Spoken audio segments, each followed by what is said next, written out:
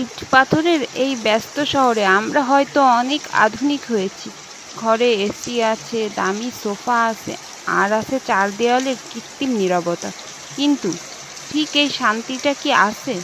টিনের চালে বৃষ্টি, এই অবিরাম ঝুমঝুম শব্দ, এই শব্দটা শুনলেই কেমন যেন বুকটার মধ্যে হালকা হয়ে যায়। এক নিমিষেই মনটা ছুটে চলে যায় সেই গ্রামের ছোট্ট বাড়িটায়।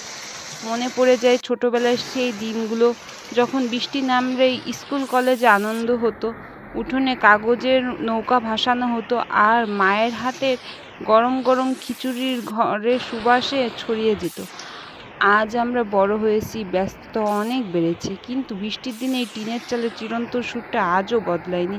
এটি যেন প্রকৃতির নিজস্ব একটি থেরাপি, যা সমস্ত ক্লান্তি আর মানসিক চাপ এক নিমিষেই ধুয়ে মুছে সাফ করে দেয়। শহরের এই যান্ত্রিক জীবনে আপনিও কি টিনের চালের এই বৃষ্টির শব্দটা মিস করেন? আপনার শৈশব